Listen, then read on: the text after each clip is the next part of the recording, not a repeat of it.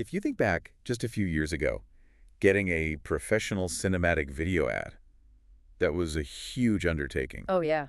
Weeks, maybe months of production. You're talking about hiring a full crew, finding locations, and spending, what, tens of thousands of dollars before you even see a single frame. That was the cost of entry, right? A huge barrier. But the reality today, I mean, it's completely changed the game. It has. We have these incredible generative tools now, Nano Banana Pro for images and VO 3.1 for adding motion.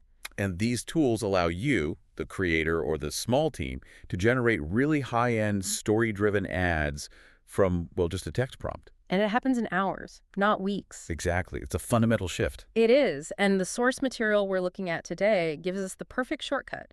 It lays out a precise framework for key steps to start filming and start generating. Welcome to the Deep Dive. Our mission today is to unpack that guide on cinematic AI video ad creation. We're going to distill it down to that essential, repeatable four-step process. And it really is a process, like a workflow. And the biggest insight right up front is that you have to respect all four steps. If you get excited and just jump straight to generating the video, or you rush the planning, the output is just going to be a mess. It's going to be disjointed, unusable, a total waste of time. So we're going to walk through this in order.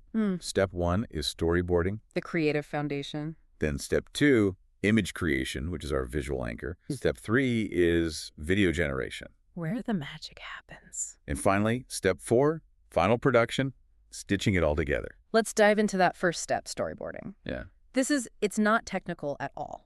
Right. It's all about defining a super clear creative vision and then breaking it down into separate scenes before you even touch a generative tool. And this is a great place to use AI assistants. ChatGPT, Claude, Gemini, not as the creator, but as an accelerator. Totally. You use them conversationally, you feed them your concept, and they help flesh it out, break it down into maybe 7 or 10 scenes. It helps you get past that blank page problem. Exactly. You can have a high-level idea, like, I want a high-energy running ad, and it'll suggest specific shots, specific angles. But you're the curator. You're always the one in charge. Always. The source had a great example concept, a Nike running ad, but with this futuristic kind of Blade Runner city vibe. Yeah, that aesthetic is key. Sleek, tech-forward. It fits the brand so perfectly. It does. And to get that look, you need a specific sequence of shots. Right. So you'd outline, let's say, 7 scenes. You start wide, distant shot of a neon skyline. Then you move to an empty, illuminated street. Then the really important one, a close-up of the shoes hitting wet pavement. Followed by the runner accelerating, maybe a side profile. Yep. Then in an over-the-shoulder shot, you see the city lights reflecting in the puddles. Then a clean product shot of the shoe itself. And you end with the runner sprinting right at the camera. And that breakdown dictates everything. And this is the important part. You're not just taking the AI's suggestions and running with them. No, the human element of taste is critical. You have to modify the output. If the AI suggests something that doesn't fit your brand, you push back. You have to know when to say no. The AI can generate ideas, but it can't feel the brand alignment, that emotional tone. That's all human judgment. It's the difference between generating something and generating the right thing. So if the AI can do all that, the scene breakdowns, the suggestions, what's the one thing that a human has to bring to the table? It's taste. Human taste guides the final concept. Yeah. AI only assists idea generation. That's it. So once that storyboard is locked, we move to step 2, image creation. And this is where things get tricky, but also really interesting. Because the quality of your starting frames, it determines everything. It's the anchor for the entire project. And we're using a tool like Nano Banana Pro for this, right? Yeah. Through Gemini or AI Studio. Yep. You need that level of control over the visuals, things like aspect ratio, the lighting. Those details are what give you a stable, high-quality video later on. It's the difference maker. And here's a great tip from the source. Don't just generate one image per scene description. No, you need options. Generate 4 or 5 variations for each scene. Why so many? Because you need to see how the AI interprets the prompt in different ways. It lets you choose the single best frame that really nails that Blade Runner aesthetic we talked about. Okay, but here's the part where I think a lot of people fail. Yeah. The part that can ruin the whole video. Yeah. Maintaining visual consistency. This is the critical step. You need all 7 of those scenes to look like they were shot by the same person in the same place at the same time. Absolutely. So for your very first scene, that distant skyline, you generate images until one is perfect. Just perfect. And that single image becomes what, the style anchor. Exactly, your style anchor. But wait, if I use the exact same text prompt for scene 2, why do I still need to reference that first image? Won't the prompt keep it consistent? Great question. And the answer is, surprisingly, no. Huh. Generative models, even really good ones, they have what's called prompt drift.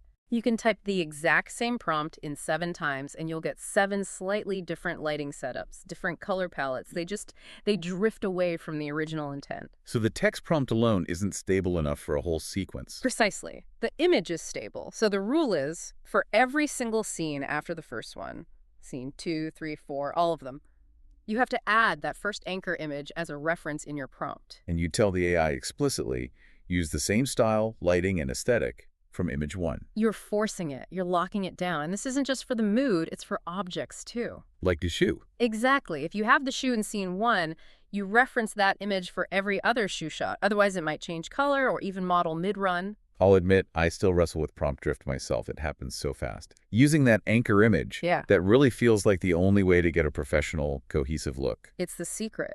So if we skip referencing that first scene image for every shot, what's the guaranteed result? The scenes become visually disjointed, ruining the professional look of the final video. Guaranteed. Okay, so now we have our beautiful, consistent, static images. 7 approved frames. We move to step 3. Video creation. Time to add some motion. And we actually go back to the AI assistant first. You take your 7 final images, and you ask it to write motion-specific prompts for each one. So the AI looks at the static picture and suggests the camera movement. Yeah, like a quick dolly in or a slow pan left. It gives you ideas for the motion. But here, unlike with the images, the source says to only ask for 1 video prompt per scene. Right. It's all about cost and time. Generating video is just way more resource-intensive than images. So it would be too expensive and slow to generate 50 video clips just to find 7 good ones. Prohibitively so. You have to be much more targeted with your video prompts. And for the tool, we're using VO 3.1 Fast. Why the fast version? It's just so much cheaper and quicker. And honestly, for this kind of work, the quality difference isn't big enough to justify the extra cost and wait time of the slower model. You need to iterate. And the most important technical feature of whatever tool you use, it has to let you use your own image as the starting frame. It has to. Otherwise, all that consistency work you did in step 2 is just gone. It's the link that holds the whole pipeline together. Now, the reality of the output is still, well, it's not perfect. You're still going to have to regenerate some scenes. Oh, for sure. If you have 10 scenes, you're absolutely going to redo at least 3 or 4 of them, maybe 2, 3, 4 times each. That's just where the tech is right now. Whoa. But just imagine scaling this structured system across an entire campaign. You could produce hundreds of high-end localized ads in just a few days. It's a profound shift in production capacity. It really is. But there's a key piece of expectation management here. The source notes that if the AI gives you an 8-second video clip, you're not going to use all 8 seconds. Right. You might only get 1 to 3 seconds of truly usable footage. Mm-hmm. It's because of model coherence over time. The longer the AI has to generate, the more likely it is to get weird. Things start melting. Wow. People grow extra fingers. Yes. Yeah, exactly. The first few seconds are stable because they're close to that perfect starting image, but as it gets further away, it kind of loses its grip on reality. So you have to treat it like raw footage. You know you're going to have to trim the beginning and the end. You have to. You judge the quality by asking, can I get 1 to 3 perfect seconds out of this? Not, is the whole 8-second clip a masterpiece? That one mindset shift probably saves a lot of frustration. A ton. So the source says an 8-second generation usually gives you only 1 to 3 seconds of good footage. What does that tell us about judging the quality?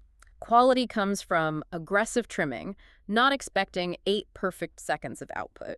Okay, now for the home stretch. Step 4, production. We've got our short, beautiful, consistent clips. It's time to stitch them all together. Yep. Using an editor like CapCut, Premiere, or DaVinci Resolve. And the key concept here, the thing that really elevates the final product, is audio-driven editing. The music is not an afterthought. It dictates everything, the whole rhythm of the piece. So you pick your music first, Yeah. something with a clear beat. A clear beat, yeah.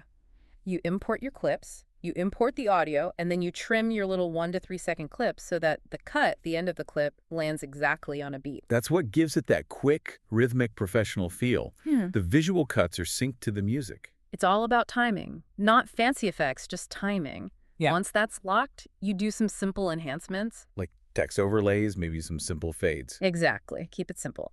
But the last critical step is color grading. Why is that so important if we already use the consistency anchor? The anchor handles the style, but not the final calibration. You might still have tiny differences in exposure between clips. Ah, So you apply one final unified color correction across everything. It's the final glue that makes it feel like it was all shot on the same day with the same camera. Then you export in 4K. this whole workflow, it really brings up the question of automation. We're using AI for so much of it already. What parts can we automate and what parts must stay human? You can automate the repetitive stuff, generating prompt variations, the pipeline that takes a description and spits out 5 images, file naming. But the source is really firm on what you should not automate. And that is the creative selection process. This is the golden rule. You cannot have an AI pick the best starting frame or the best video clip. You can't. Automation should handle repetition, not taste. And AI will miss the nuance. It will miss the feeling. It will pick something that's technically correct but creatively dead. Because you have to visually inspect those 5 options to see which one really captures the vision. That curation, looking at 5 images and saying, this one feels right, that is the highest value human skill in this whole process now. So if we can technically automate the entire process end to end, why should we intentionally leave that creative selection part to a human? Over-automation sacrifices taste. The final output needs human creative selection to be engaging. It all comes back to taste. Always. So to recap the big idea here for you, the listener, the era of AI marketing is here. It's happening. We're collapsing weeks into hours with tools like Nano Banana Pro and VO 3.1. But the real power isn't just in the tools, it's in the structured workflow. Using images to lock in consistency and using audio to dictate the pace. And the critical mistake to avoid, as we've said, is trying to automate your own creative judgment. The AI can't do that. That's your job. Which really brings us to a final provocative thought. The winners in this new world, they're not going to be the best coders or even the people who write the longest, most technical prompts. They're going to be the ones with a clear creative vision and impeccable taste, who use AI simply as a tool for execution. The tools are ready, the workflow is proven. The only question left for you is, what original creative vision are you bringing to the table?